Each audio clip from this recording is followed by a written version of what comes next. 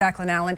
We start with the homelessness crisis here in Colorado. Denver is not the only city making some big moves. Tomorrow, Aurora will vote on its own approach, opening a navigation campus with resources all under one roof. Now, that may sound a lot like Denver's plan lately, but Denver 7's Claire Lavazorio looks at why Aurora's mayor says it's completely different.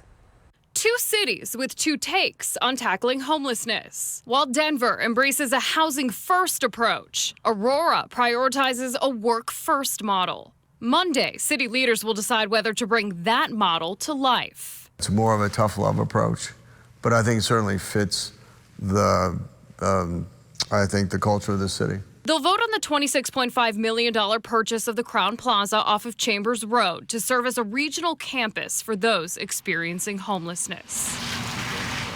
While Denver operates under the premise that people are entitled to housing, Mayor Mike Kaufman says Aurora would take a different approach, similar to what One Colorado Springs Shelter has taken. Expectations over entitlement. Work part-time, participate in drug-free programs, and earn a better room and food. It consists of 3 tiers. The first part, Kaufman says, would be a congregate shelter. Adjacent to that, where they could see it to provide encouragement, are people that are actually affirmatively doing things, that are in addiction recovery, that are in job training. The third tier, people are working full-time in transitional housing, still need some services, but would have their own room.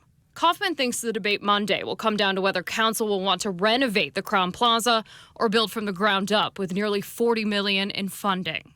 Others see the city's migrant population as a major point of discussion.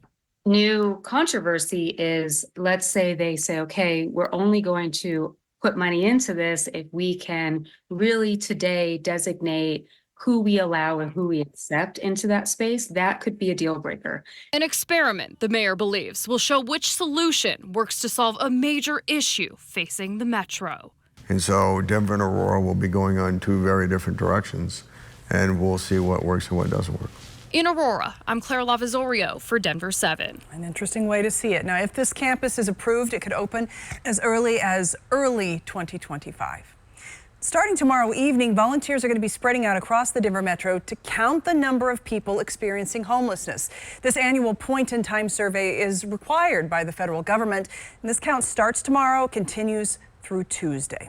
Now, digging deeper, just over 30,000 people accessed services related to homelessness between 2022 and 2023 in the Denver metro area.